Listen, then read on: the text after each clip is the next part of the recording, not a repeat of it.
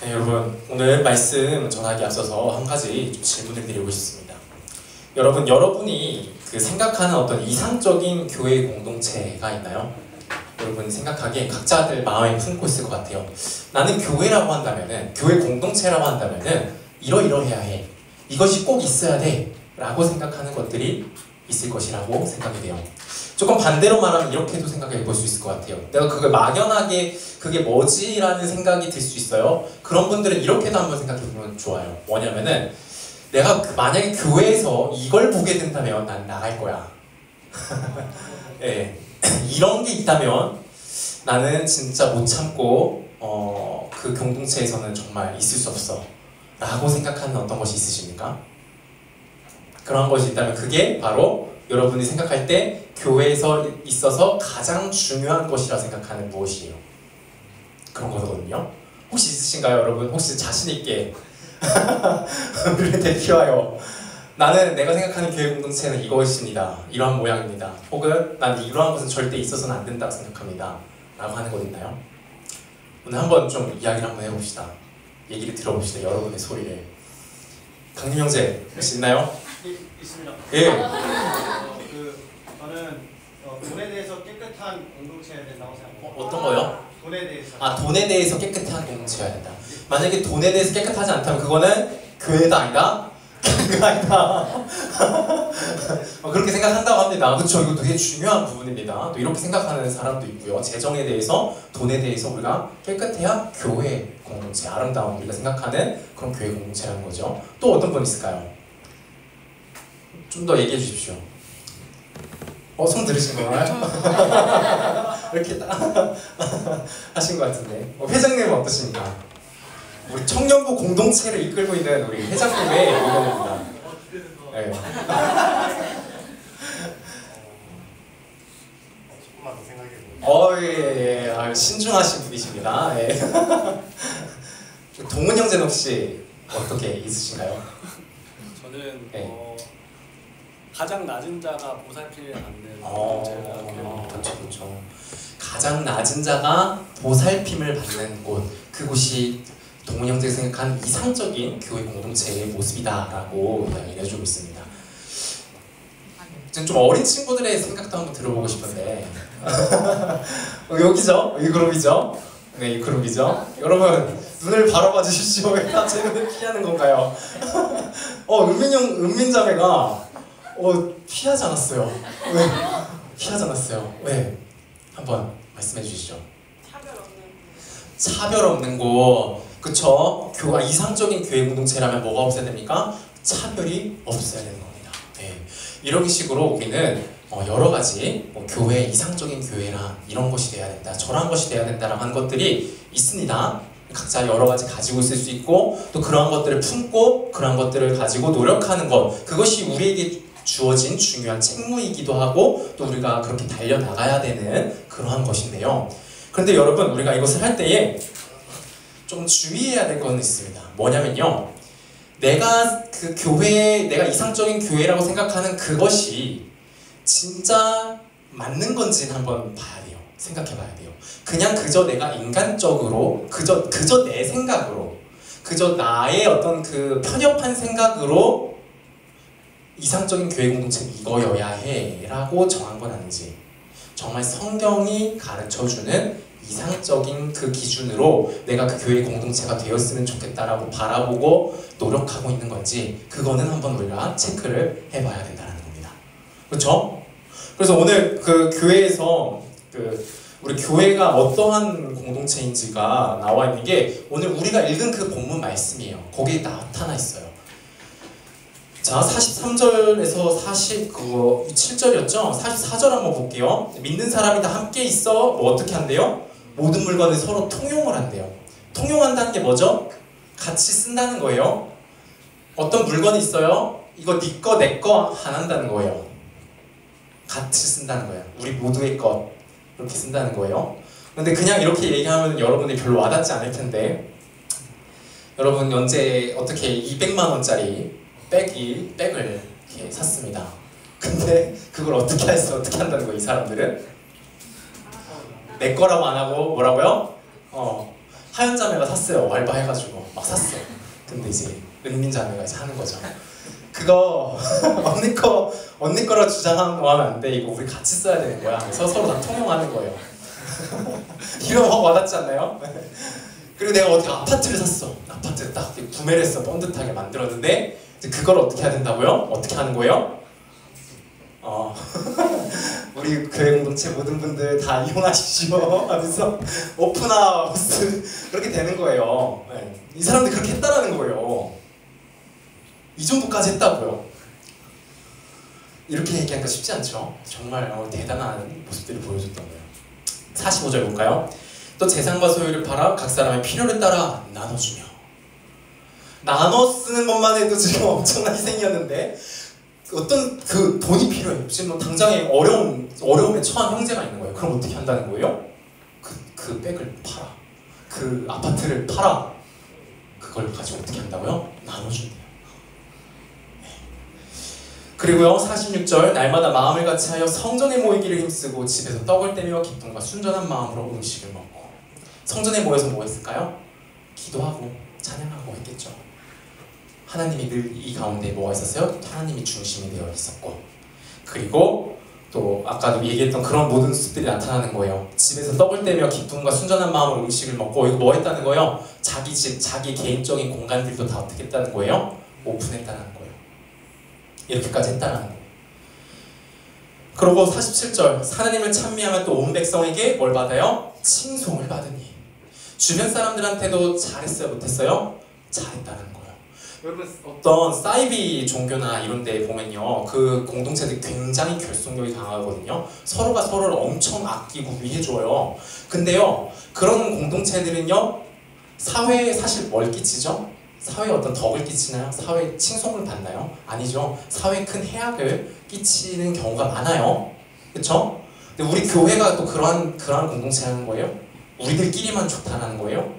그렇지 않죠. 어떻게 된다니까 반드시 본인들이 살아가는 그 세상 속에 사회 속에서도 어떻게 된다는 거예요? 본을 보이고 덕을 나타내고 그러다 보니까 자연스럽게 뭘 받게 돼요? 칭송을 받게 된다는 거죠.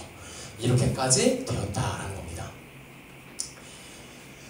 자, 이런 게 우리 교회가 이제 추구해야 되는 좀 어떤 이상적인 공동체, 아름다운 공동체의 모습인데요.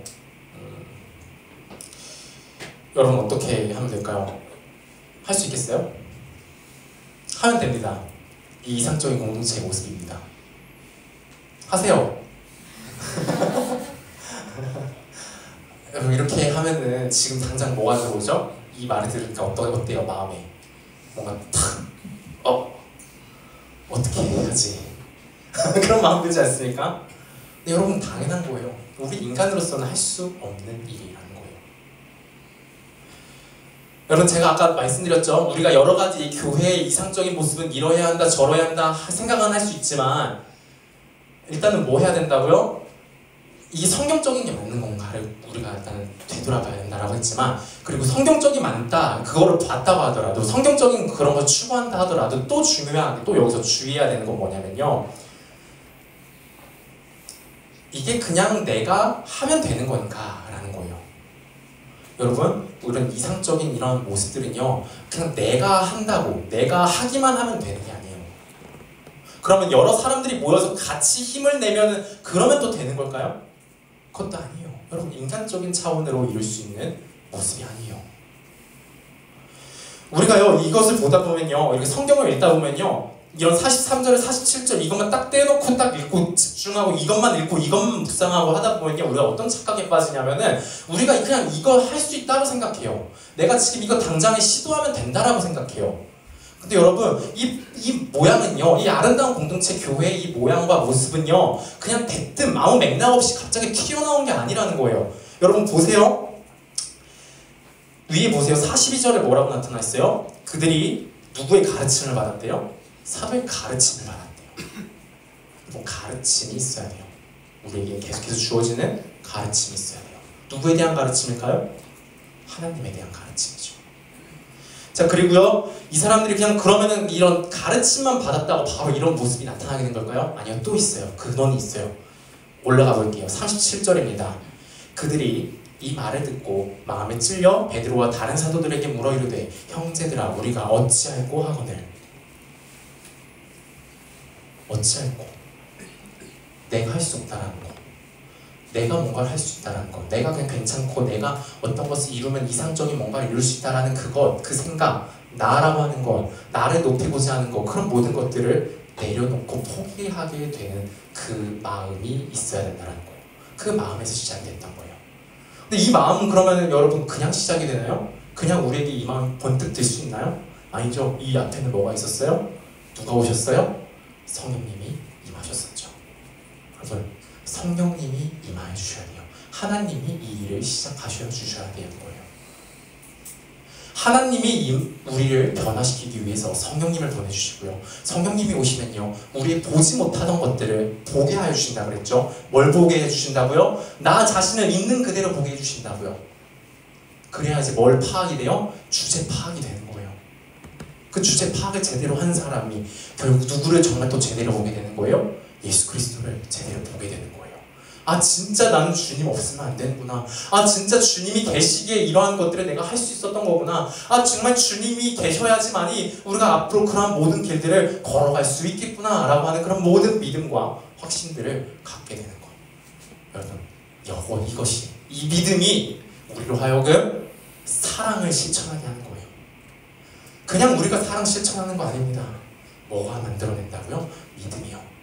근데 우리는 자꾸만 어떤 오류에 빠지게 되냐면요, 내가 처음 그 사랑을 실천하게 됐던 것도 내게 믿음이 들어왔기 때문에, 예수님이라는 분이 정말 나의 구원자라고 하는 사실이 나에게 정말 감격으로 경험으로 와닿았기 때문에 내가 그 사랑을 실천하게 되었던 건데, 어느 순간 우리는 그 사랑을 실천하면서 어떤 착각에 빠지냐면요, 내가 그냥 이 사랑을 실천하고 있는 거예요.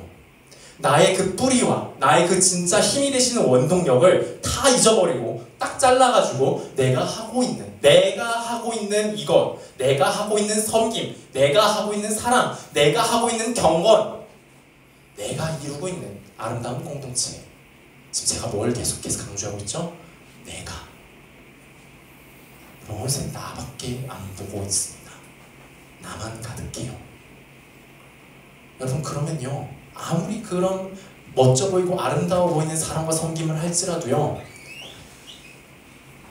아닙니다. 진짜 사랑이 아니에요. 겉모습은 그럴싸해 보이죠. 근데 그 안에는요, 썩은 내와 악취가 진동합니다. 결국 다 누구를 위해 사는 건데요? 진짜 그 영혼들을 사랑합니까? 자기를 사랑하는 것만 가득하죠. 자기만 바라보고 있죠. 자기만 위하고 있죠. 여러분 우리 여기서 벗어나야 됩니다. 우리가 행하는 아름다운, 우리가 행하는 사랑과 실천, 우리가 소망하고 이루고자 노력하는 그 아름다운 공동체, 그 모든 것들 가운데 우리 여러분들이 뭘 놓치지 말아야 됩니까? 내가 그것을 할 수 있게 된 그 근원, 그 원동력, 우리 주 하나님, 우리 주 예수 그리스도, 우리 성령님, 그분입니다.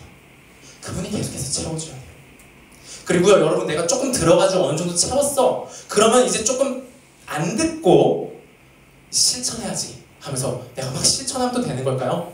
안 돼요, 여러분. 실천하는 그 순간에도 끊임없이 바라보고 끊임없이 채워져야 되고 끊임없이 내게 들려지면 나에게 힘이 공급이 돼야 되는 것, 그게 바로 예수 그리스도입니다. 여러분 예수 그리스도를 들었다고, 당연하다고, 나 다 안다고 그렇게 치워버리지 마십시오. 예수 그리스도 얼마나 그 사랑이 무한하시고 깊으시고 충만하신 분이신데요, 여러분에게 얼마나 무한하게 그 모든 것들을 주실 수 있는 분인데요, 여러분 이 예수 그리스도를 바라보십시오.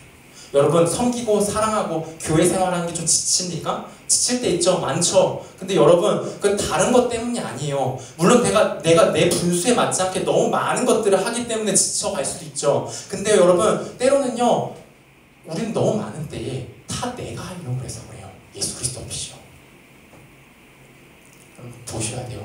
그 문제의 원인은 내가 그리스도의 복음을, 그리스도의 성령을 받아들이고 있지 못하고 있기 때문이라는 거를 염두에 두시고 정말 주의하셔서 언제든 우리 주 예수 그리스도께 달려 돌아가시고 날마다 예수 그리스도께 달려가서 주님의 음성을 들으시고 주님이 주시는 힘을 받으시고 그 힘으로 정말 이 온 세상을 살아가시고 아름다운 하나님의 공동체로 나아가는 그런 하나님의 소중한 손길들로, 그런 통로들로 자라나가고 성장해 나가는 저와 여러분이 다 되었으면 좋겠습니다. 기도하겠습니다.